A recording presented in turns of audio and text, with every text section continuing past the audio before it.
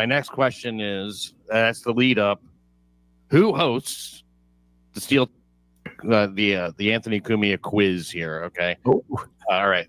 So Aaron Imholt is the host of Steel Toe Morning Show. Okay. Oh, okay. So my next question is, that's the lead up. Who hosts the Steel Toe Morning Show? Aaron Imholt. It's in and out. But when he was working with easiest Jeopardy ever. Your version of Jeopardy is very easy. What's your take on him? I'm just curious. I know you've started paying attention more to this dabbleverse stuff lately. Yeah. People are starving for this shit. Oh, I know. I didn't. I'm just curious. I know you've started paying attention more to this dabbleverse stuff lately. Yeah. People are starving for this shit. Oh, I know. I didn't know who Aaron was from a hole in the wall. Apparently, Bob Levy and Aaron did a show at some point in their lives, and that show was supposed to have, I think they sent an audition thing in for Compound Media. Is that true? The two of them, like, together. And Aaron and Bob? I don't think I ever saw it.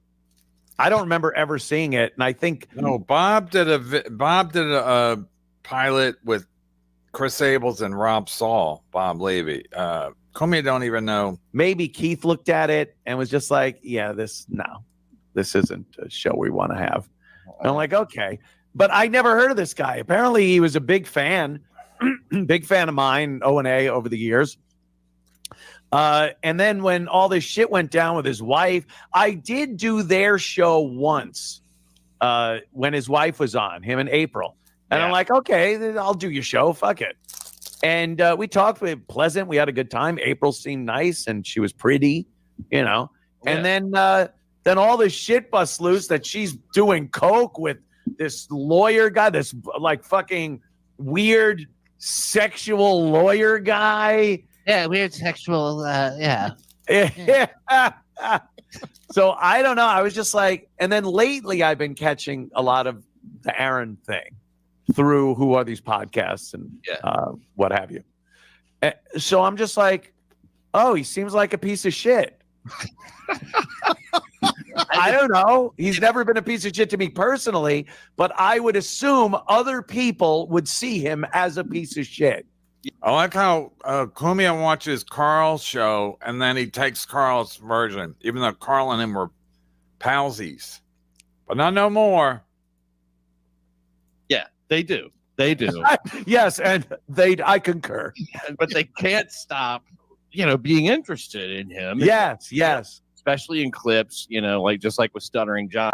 Yes, and he's never been a piece of shit to me personally, but I would assume other people would see him as a piece of shit. Yeah, he could literally be talking about anybody. Gina Bisconte. I mean, They do. Yes, and I concur. But they can't stop, being interested in him. Yes. Especially in clips, like just like with Stuttering John. And just like with Stuttering John, he's bulletproof to like anything that might give him any self-awareness at all. You know what I mean? Or any sort of comment that might. Self-awareness coming from Pat Dixon. I mean, come on. Pat Dixon who was that clown Pat Dixon had on the other day? Literally a clown. Clown makeup on. I don't know. Nothing wakes him up. Nothing makes him not say it's another win for the toe. He just thinks everything's a win, and it's fascinating. I guess it is. It is. We just love watching people trip over their own dicks over and over and over. This is from Cumia and Pat Dixon. Let me have this. Let me get this straight. Cumia and Pat Dixon. Anthony Cumia and Pat Dixon are talking about tripping over their own dicks. Pat Dixon can't even do wow. You know what I mean? Or any sort of comment that might I don't know. Nothing wakes him up. Nothing makes him not say it's another win for the toe. He just thinks everything's a win, and it's fascinating. Can somebody put that thing on Reddit? Pat Dixon talking to that clown? Anybody watching? Put it on Hackverse Anonymous or Shirley's Anonymous, anywhere. Steel Toe Morning Show. I just want to, because I can't do it off of Twitter. When I try to play clips on Twitter, it constantly stops and starts. I don't know why. I don't know if Twitter did that because they don't want you playing their clips on YouTube. I don't know, or the universe is not providing. I guess it is. It is. We just love watching people trip over their own dicks over and over and over again. I don't know why. Look, we've all been in the barrel in our lives. The trick is Pat Dixon can't be on YouTube. Is to crawl out of it and get back on your way. You know, the whole thing we were talking about earlier when I got arrested in 2015 or whatever it was. What? Yeah, that was a time where a lot of people could say a lot of funny or bad or nasty or whatever shit about me. You know, I was out there shitting on everyone else, and I'm part of the media, and then something happens to me, and hey, look at this fucking guy. So I get it, but you get up and you dust yourself off, and you try to find another asshole in a barrel that you can start pointing at and calling a piece of shit. You're like, 25 years on the radio. Do they call me Anthony the Broadcaster? Call me Anthony. Anthony do they call me pissy-eyed Anthony? No, they call me girl fighter. To be fair, Anthony, in light of your arrest, the only thing I did was do a Photoshop of little Beavis visiting you in jail. That's all. That's oh, yes. I do remember that one. You had some great Beav. The late Abonanima Beavis. Yeah. R.I.P. Yeah, it's something though, and it's I think that Aaron is, if there is to be a new Stuttering John, yeah, he's it. Oh yeah, he's geared up. He's got the quality. Yeah. He's definitely gearing up to be that. You know, to take the place. It's John is literally floundering. He doesn't even know what to do. Amazing. Like and Zumock's another one though that's just astounding to me. To be so far down on the interest level of anybody. Now, I'm not saying he's good or bad. I'm not even saying that. I'm just saying no one knows who the Chad Zumock is. And, you know, I gotta send Chad this. I guess Chad did a show earlier. Wow, there's a lot going on today. I don't even know if I need to talk. Oh, man. It's crazy world. You know, Florentine throws him a bone every so often. I guess, first of all, as a comic, you know, you don't want someone up there that's so much better than you. You don't want a person. You would like a person that's not going to drive the crowd away. Right. But you definitely don't want them killing. No. And they could work cheap, and they're willing to, you know, go wherever you are because they, you know, want to be on your coattails. Yeah. And that's kind of, I guess, what Florentine's doing with Florentine Zumock. doesn't have gigantic, to, you know, go where. No offense to Jimmy Jam because everybody knows I love him, but not as much as Brian McCarthy loves him. But Florentine don't have gigantic coattails at this point. He don't. Wherever you are, because they, you know, want to be on. I like how on your coattails. Yeah. And that's kind of, I guess, what Florentine's doing with Zumock. But Zumock acts like he's world renowned. It's amazing to me. It really is never ending. And just he loves to work. He loves to go out and do. We did this sold out show. How many tickets did you sell? Yeah. So, I mean, like, it's insane. I went over his show that he did in Atlantic City. I on the stream. I just like watched or listened to the whole thing. It was a video, but it was like mostly just listening. And I was like, yeah. This is open mic shit. Yeah. Doing comedy for I don't know how long. And I was really just kind of like correcting the jokes, making suggestions, drop this, mostly drop everything, start all over again, write it from your perspective now. But he's a clear criminal. I mean, Yeah, he's a piece of shit. Another one that's just a piece of shit and has not been able to crawl out of the barrel and point at another piece of shit. Yeah. He just keeps trying to point, and the fingers go right back at him. And he loves to point. Oh my God, does he love to? He lives for this shit maybe more than anybody. He's a great character in the whole scenario. Oh yeah. I don't have any. The sad thing is he still can't beat out Steel Toe for second place after starting. No, he's in Devilverse. He's not as interesting. He does, he's a low level. I'll steal your credit card out of the gym locker at a gym. What a just scumbag move that is.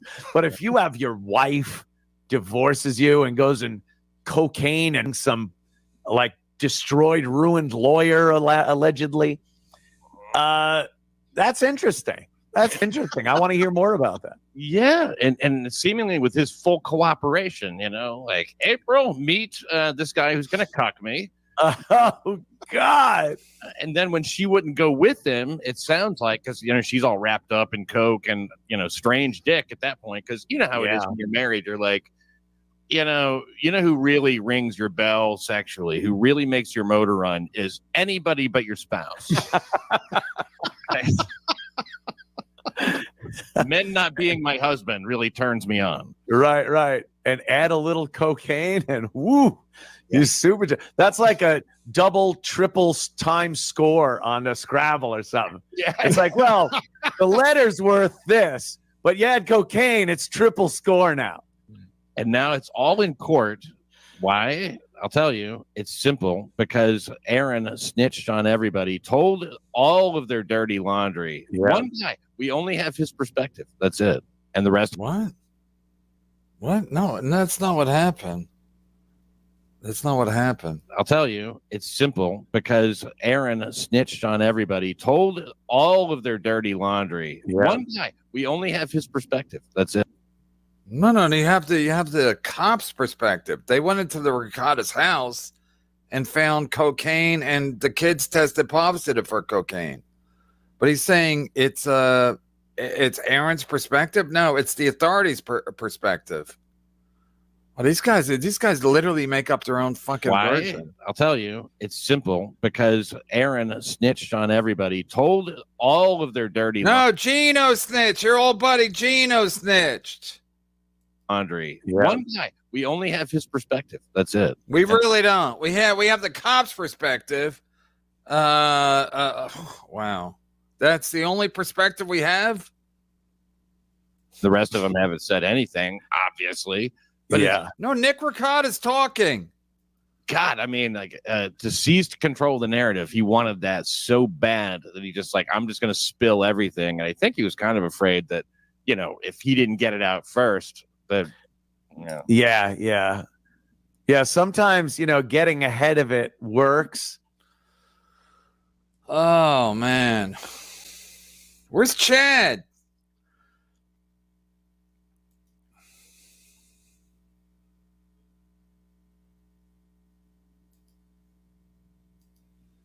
Legendary broadcaster, author, and podcast mogul Anthony Cumia.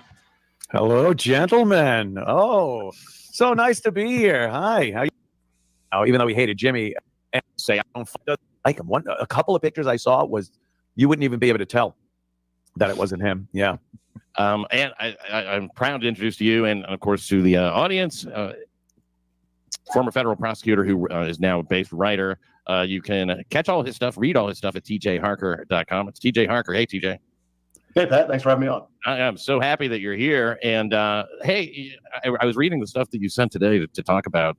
And honestly, I would like for you to just lead off and to start telling the story. Yeah, sure. So your viewers probably know that earlier this month, the Department of Justice, which is the lead premier federal law enforcement agency, released an indictment against or it implicated Tenet Media, which is a company based in Tennessee that employed some various well-known right-wing talent like Benny Johnson, Dave. No, nobody knows any of this stuff, by the way. No, go ahead. Rubin, Lauren Summers, and some others. Tim Pool, I think, is one of them, right? Yeah, Tim Pool, Tim Cass, and all that. And the allegations in the indictment, or the defendants in the indictment, were two Russians, a man named Konstantin Kalashnikov and Elena Afanasyev. Are you So, sure yeah, the it's straight out of like a Robert Ludlum novel. But, yeah, Yeah, James Bond. I mean, yeah, Kalashnikov Your Russian names are funny. Go ahead. and Optimus. Okay, I just play this to make a point because I was watching this last night. And so I'm sitting there watching it. You know, it started late. I didn't watch it. I was watching something else or whatever before that, and then so then I anyway. Long story short, I'm watching it until they bring on this clown. And I'm like, wait. Cumia is the biggest guest that Pat Dixon ever has had since he went over to Rumble. And now he brings this boring motherfucker. I mean, I found it unwatchable. The guy starts this thing, as your fans probably know. It's like nobody knows what the fuck you're talking about. Unless you're talking about ISO Prisolino.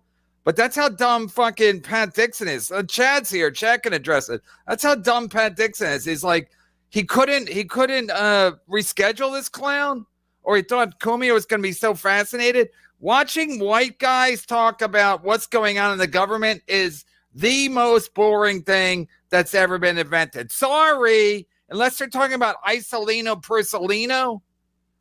The Shuli Ped, nobody gives a fuck. Nobody. I never heard of any of these clowns. Nobody gives a fuck.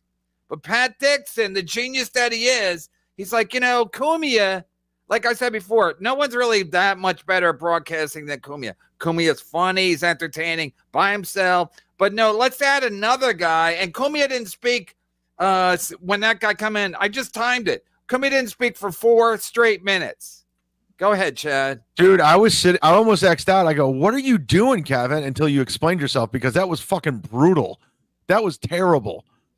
And it's like they had Cumia on. They brought this guy on at the 24-minute mark. Cumia was on for 24 minutes. And I was watching. I was laughing. I was being entertained. And then he brings this guy on. I was like, is Pat an idiot? Is Pat a fucking straight up idiot? Yeah. He has Cumia on. He's promoting it. The second super chat I got yesterday on my show was somebody saying Cumia is going to be on Pat Dixon tonight. We didn't think it was real. And then Pat Dixon actually sent a super chat saying the show was canceled because his neighbor was moving and he can't use his Wi-Fi.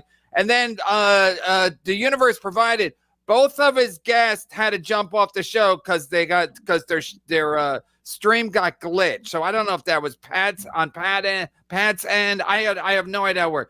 The boring guy who came in at the 24-minute mark, the former prosecutor, he glitched out, luckily, at about 36 minutes. So he just went on and on for 12 minutes. He glitched. He came back. Pat said, do your plugs. And then it was just the 3 of them again.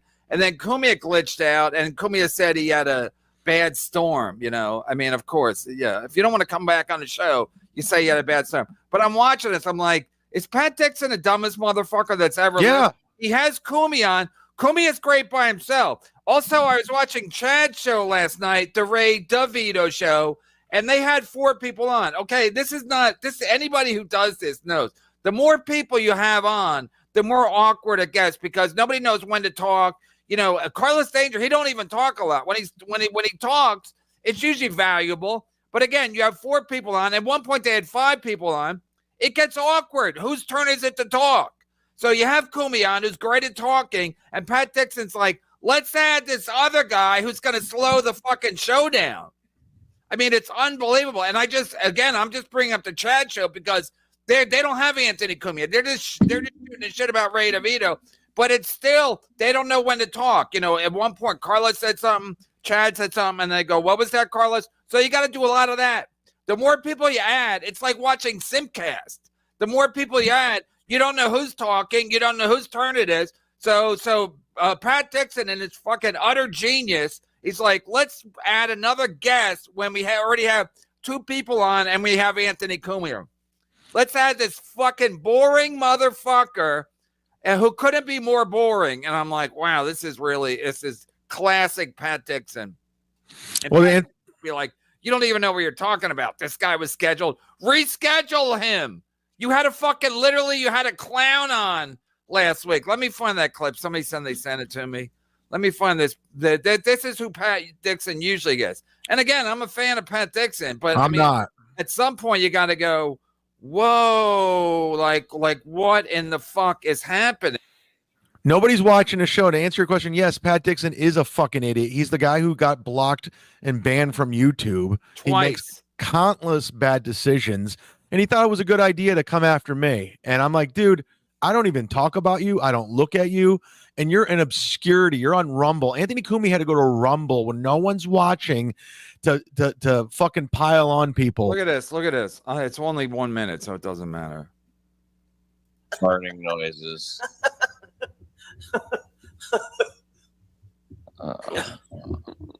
Oh, now you've got a new effect behind you of the balloons. Oh, wow. Yes, I'm just playing around, you know. Did you see his numbers? Oh, look at the balloons. Oh, they floated away. Oh, dang it. That's a show. That was the show we did last week. That's the show we did last week. And now he has Anthony Cumia on. He's like, you know what? Let me put this other guy on too to slow the comedy down. That's all it did. It just slowed the comedy down. And again, Anthony Cumia can think he's fascinating or interesting, his take. And again, nobody knows about the case and nobody gives a fuck about the case. But, you know, and again, Anthony's probably like, well, I have an interesting take.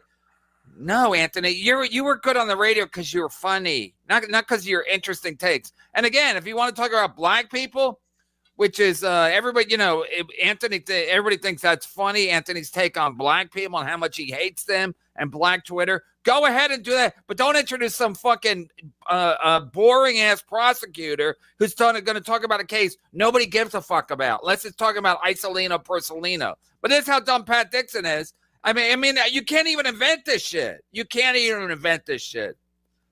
I thought he was done. I didn't see him around, and now he's around. The Clippers. This is the first time they clipped him because nobody's watching Pat Dixon. Nobody. No, it's unbelievable that he thought this was a good idea.